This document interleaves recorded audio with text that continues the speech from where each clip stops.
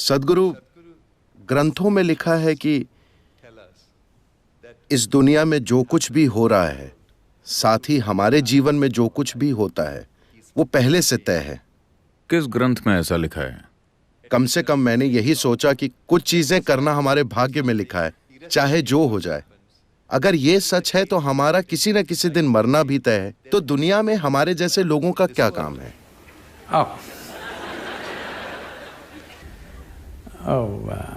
निश्चित रूप से मरना हमारी किस्मत में है। लोग आकर मुझसे कहते हैं, सद्गुरु ये आदमी मेरा दुश्मन है, मैं उसे सहन नहीं कर सकता। मैं कहता हूं बस इंतजार कीजिए, वो मर जाएगा। आपको कुछ नहीं करना है, बस इंतजार कीजिए, बस धीरज रखिए। तो मरना तय है, हाँ, मगर मुझे नहीं लगता कि किसी भी ग्रंथ ने इस बात का जिक्र किया है कि आपका जीवन पहले से तय है या पहले से निर्धारित है। यह विचार विदेश से आया है। आपको समझना होगा कि इस संस्कृति की मूलभूत प्रकृति क्या है, इसकी जड़ें कहाँ हैं। ये एक बिना भगवान की संस्कृति है। आपको ये समझना होगा, इस देश में कभी भगवान की कोई धारणा नहीं रही है। वो धारणा विदेश से आई है। मैं इसे ठीक से समझाता हूं, क्योंकि इससे बहुत से लोग नाराज हो जाते हैं। हमारे पास कई देवी देवता हैं, कई सारे। हम 33 करोड़ जैसी किसी संख्या की बात करते हैं। ये सारे देवी देवता कैसे आए? एक ही ईश्वर में विश्वास करने वाले मानते हैं कि कोई एक भगवान है जो ऊपर बैठकर आपके लिए चीजें करता है, यानी कि कोई ऐसा शख्स है जो सारे फैसले करता है। इस संस्कृति में ऐसा नहीं है। यहाँ कोई भगवान नहीं है, लेकिन बहुत सारे देवी देवता हैं। ये देवी देवता कौन है? अगर आप पीछे मुड़कर देखें तो आपके पास जितने देवी देवता हैं, उनके लिए जिस शब्द का इस्तेमाल किया जाता था, आप देवी हैं, वो है यंत्र। उन्हें हमेशा यंत्र कहा गया। यंत्र शब्द का अर्थ है मशीन या उपकरण या औजार। जब मैं हमारे योगिक मंदिरों को उपकरण कहता हूं तो लोग आहत हो जाते हैं।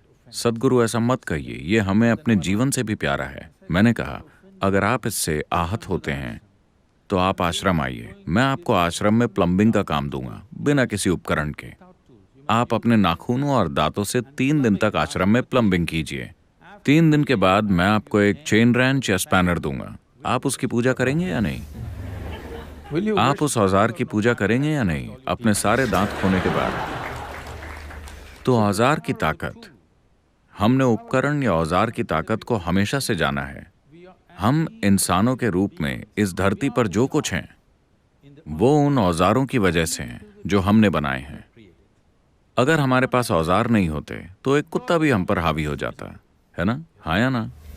It's only because of the tools human beings have become who they are. केवल औजारों के कारण ही इंसान वो बन पाया है जो आज वो है। स्क्रू ड्राइवर भी एक औजार है, मगर कुछ सूक्ष्म औजार भी होते हैं। ऊर्जा के औजार, व्यक्तिपरक औजार, जो जीवन के अलग अलग आयामों को खोल सकते हैं। इसीलिए हमने हर आयाम के लिए एक अलग यंत्र, एक अलग संभावना बनाई, क्योंकि हम साफ तौर पर जानते थे कि इस यंत्र के बिना हम कभी इस संभावना को नहीं छू सकते। हम उसके आगे झुकते हैं और उसी की पूजा करते हैं, क्योंकि प्रार्थनाशील बने बिना ये आपके काम नहीं आएंगे। हम साफ तौर पर जानते हैं कि भगवान हमने ही बनाए हैं, बस बाकी लोग इसे भूल गए हैं। तो यहाँ हमने आपसे कहा कि आपका जीवन आपका कर्म है। इसका मतलब है कि आपका जीवन आपका ही बनाया हुआ है। तो पहले से तय होने का सवाल ही कहाँ है? ऐसी कोई चीज इस संस्कृति में नहीं है। धन्यवाद सद्गुरु। पर एक डॉक्टर के लिए सोचना खतरनाक है कि सब पहले से तय है।